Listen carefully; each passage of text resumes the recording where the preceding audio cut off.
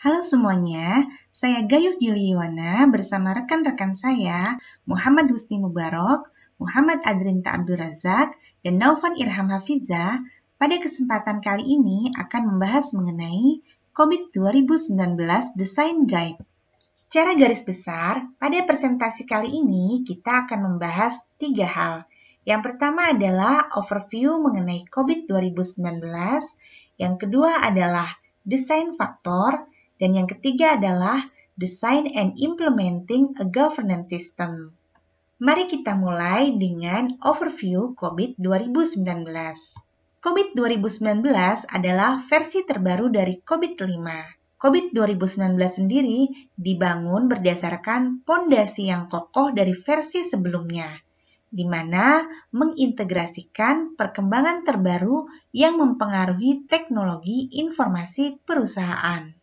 COVID 2019 terdiri dari 4 family product. Yang pertama adalah Introduction and Methodology, di mana pada bagian ini memperkenalkan konsep-konsep utama dari COVID 2019. Berikutnya ada Governance and Management Objective. Pada bagian ini, secara komprehensif menjelaskan 40 core tentang governance dan management objective, proses, termasuk alur kerja dan komponen terkait lainnya. Berikutnya ada Design Guide, di mana pada bagian ini mengeksplorasi desain faktor yang dapat mempengaruhi tata kelola untuk merencanakan sistem tata kelola, termasuk alur kerja, untuk merancang sistem tata kelola yang sesuai dengan perusahaan. Dan yang terakhir, ada Implementation Guide, di mana di sini merupakan representasi panduan implementasi COVID-5 dan mengembangkan roadmap untuk perbaikan tata kelola berkelanjutan. Nah, pada kesempatan kali ini kita akan fokus membahas mengenai COVID 2019 Design Guide. Sebelum membahas lebih jauh mengenai Design Guide, mari kita pelajari terlebih dahulu apa yang dimaksud dengan desain faktor. Faktor desain adalah faktor yang dapat mempengaruhi desain sistem tata kelola perusahaan, di mana tujuannya agar memposisikan perusahaan sukses dalam penggunaan informasi dan teknologi. Desain faktor sendiri terdiri dari 11 faktor.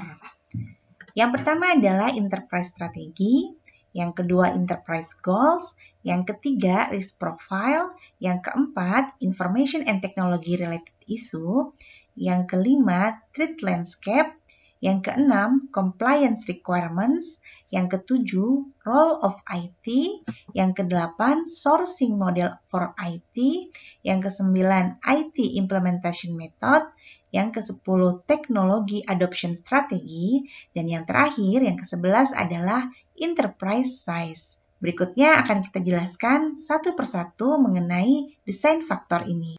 Desain faktor yang pertama adalah enterprise strategi. Jadi, perusahaan dapat memiliki strategi yang berbeda yang dapat dinyatakan dalam satu atau lebih strategi archetype atau pola dasar strategi. Biasanya, perusahaan atau organisasi memiliki strategi primer dan paling banyak satu strategi sekunder. Pada gambar 2.5 bisa kita lihat bahwa strategi archetype-nya ada 4. Yang pertama adalah grow atau acquisition. Di sini perusahaan fokus untuk tumbuh dan berkembang, misalnya saja dalam hal pendapatan. Yang kedua adalah innovation atau differentiation. Di sini perusahaan fokus untuk menawarkan sesuatu hal yang baru, termasuk inovasi produk dan servis kepada klien-kliennya. Yang ketiga adalah cost leadership. Di sini perusahaan fokus untuk meminimalisasi anggaran jangka pendek. Berikutnya yang keempat adalah client service atau stability. Di sini perusahaan fokus untuk menyediakan layanan yang stabil dan client-oriented. Desain faktor yang kedua adalah enterprise goals. Ini digunakan untuk mendukung strategi perusahaan. Strategi perusahaan diwujudkan dengan pencapaian satu set tujuan perusahaan. Tujuan-tujuan ini didefinisikan dalam kerangka kerja COVID dan disusun dalam dimensi balance scorecard. Nah, berdasarkan gambar 2.6, dalam model balance scorecard, tujuan perusahaan seharusnya memperhatikan keseimbangan dalam 4 hal. Yang pertama adalah finansial, di mana ini merupakan concern utama investor dan pemegang saham. Yang kedua, customer, di mana merupakan pihak yang akan membeli atau menerima produk atau mendapatkan layanan dari perusahaan. Yang ketiga adalah internal, di mana menyatakan proses bisnis yang terjadi di dalam perusahaan. Dan yang terakhir adalah grow. Di sini grow menggambarkan sumber daya manusia yang ada di dalam perusahaan dan sering diistilahkan learning dan grow. Selanjutnya, desain faktor yang ketiga yaitu risk profile atau profil risiko dari perusahaan dan masalah saat ini dalam kaitannya dengan information dan teknologi.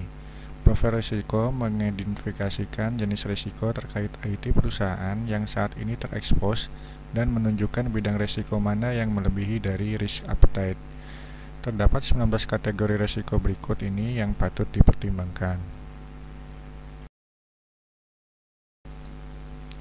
Kemudian desain faktor yang keempat adalah IT-related issues. Metode yang terkait untuk penilaian risiko IT perusahaan adalah dengan mempertimbangkan masalah terkait IT yang saat ini dihadapi, atau dengan kata lain, risiko apa yang terkait dengan IT yang telah terwujud. Isu yang paling umum yang dihadapi perusahaan adalah sebagai berikut.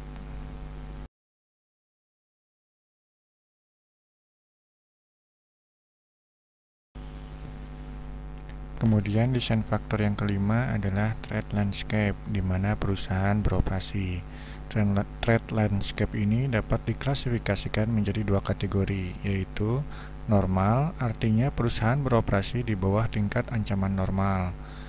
Kemudian tinggi, artinya karena situasi geopolitik, sektor industri, atau profil tertentu, perusahaan beroperasi dalam lingkungan dengan ancaman tinggi. Desain faktor yang keenam adalah compliance requirement, yaitu persyaratan kepatuhan yang menjadi dasar perusahaan. Compliance requirement ini dapat diklasifikasikan sesuai dengan kategori berikut.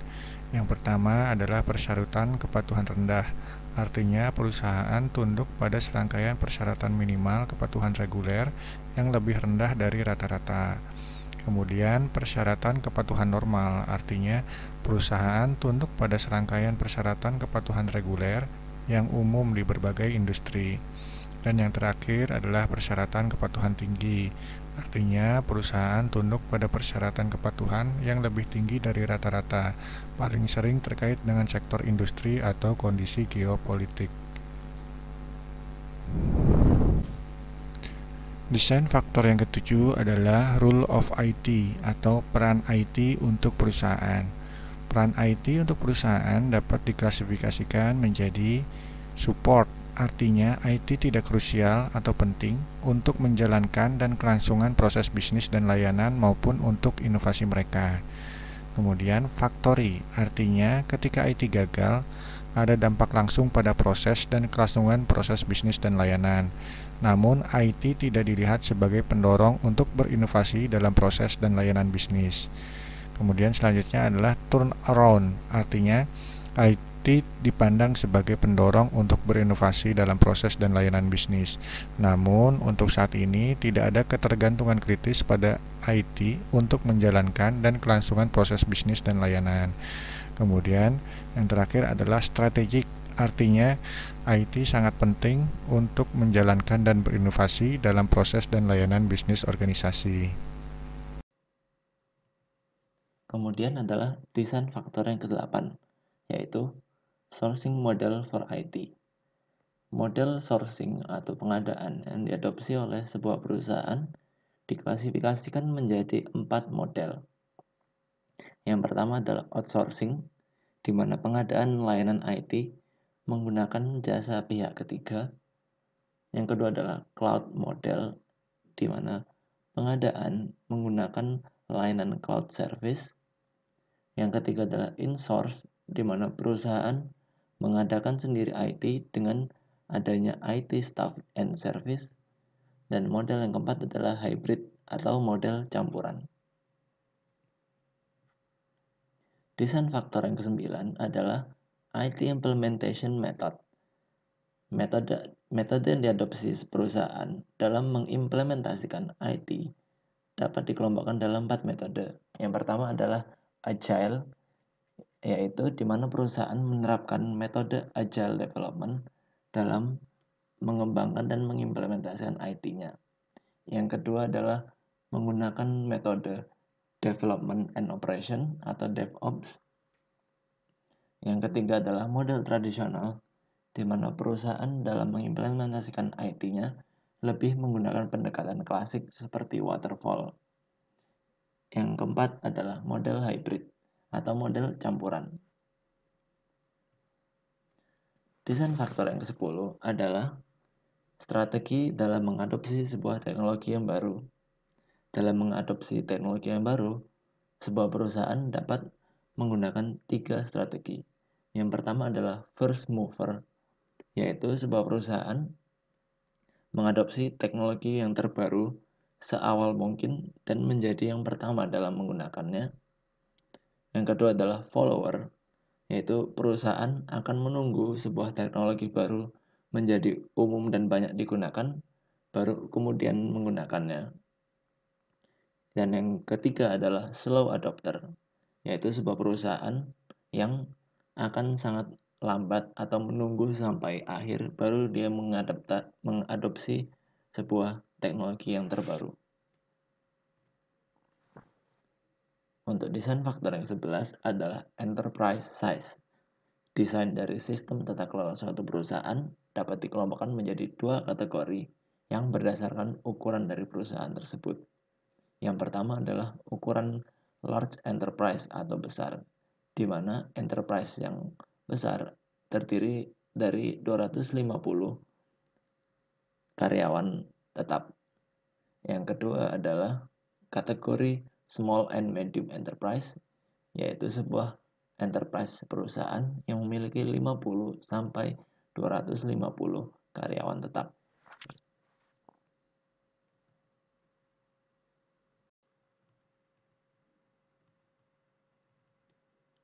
Impact of design factor. Desain faktor mempengaruhi desain dari sistem tata kelola perusahaan dalam berbagai sisi dan aspek. Dampak dari desain faktor dibedakan menjadi 3 tipe dampak, yaitu yang pertama adalah manajemen objective priority. COVID Core Model terdiri dari 40 objektif manajemen dan tata kelola, di mana masing-masing terdiri dari proses yang kesemuanya adalah setara dan sama pentingnya. Tidak ada urutan atau prioritas tertentu. Adanya desain faktor tertentu dapat mempengaruhi hal tersebut, di mana sebuah objektif atau proses akan menjadi lebih penting dan lebih diprioritaskan mengikuti desain faktor yang ada. Contohnya adalah pada sebuah perusahaan yang berjalan pada lingkungan dengan resiko tinggi, resiko dan ancaman yang tinggi, maka akan lebih memprioritaskan proses-proses yang terkait dengan security. Seperti contohnya APU 13 Managed Security dan DSS 05 Managed Security Service. Dampak yang kedua adalah component variations. Desain faktor tertentu akan menyebabkan digunakannya variasi-variasi komponen baru dalam memenuhi desain faktor tersebut. Dampak yang ketiga adalah specific focus area guidance. Beberapa desain faktor akan mendorong kebutuhan dari suatu perusahaan dalam menggunakan variasi isi dari core model COVID dengan konteks yang lebih spesifik. Contohnya adalah pada sebuah perusahaan yang small and medium enterprise, di mana mereka memiliki staff yang lebih sedikit, sumber daya IT yang lebih sedikit, maka akan memiliki banyak aspek yang berbeda dibandingkan dengan enterprise large, Oleh karena itu, sistem tata kelola pada small and medium enterprise akan lebih spesifik untuk perusahaan yang kecil.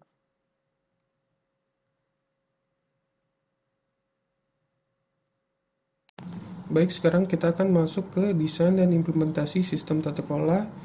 Pada slide ini kita telah lihat bahwa ini adalah workflow dari desain sistem tata kelola. Yang pertama, kita harus mengerti konteks dan strategi perusahaan. Yang kedua, kita harus memutuskan skop awal dari sistem tata kelola. Kemudian yang ketiga, kita harus memperbaiki dan menyempurnakan sistem tata kelola. Yang keempat, kita harus menyimpulkan dan menerapkan sistem tata kelola yang telah diperbaiki dan dirancang. Ya, ini adalah merupakan roadmap implementasi dari COVID 2019. Jadi pada roadmap ini ada 7 langkah untuk mengidentifikasi dan menganalisis bagaimana cara menerapkan COVID 2019. Jadi yang pertama adalah mengidentifikasi atau menetapkan kebutuhan-kebutuhan apa yang menyebabkan perusahaan harus menerapkan COVID 2019 dan memperbaiki sistem tata kelolanya. Yang kedua adalah apa atau di mana status perusahaan sekarang, bagaimana sistem tata kelola perusahaan sekarang. Yang ketiga adalah pencapaian atau sistem tata kelola seperti apa yang ingin dicapai oleh perusahaan. Yang keempat adalah langkah-langkah apa yang perlu dilakukan perusahaan. Yang kelima adalah bagaimana cara mencapai tujuan tersebut. Yang keenam adalah mengevaluasi apakah telah mencapai tujuan atau mencapai target tersebut. Yang ketujuh adalah bagaimana cara memaintain atau menjaga momentum yang telah dicapai tersebut. Selanjutnya, ini merupakan keterkaitan antar implementation roadmap dengan design workflow. Jadi setiap langkah pada implementation roadmap itu terkait dengan design workflow. Jadi dia berada pada lebih dari satu atau hanya satu fase pada design workflow. Selanjutnya, ini merupakan overview keseluruhan dari COVID 2019.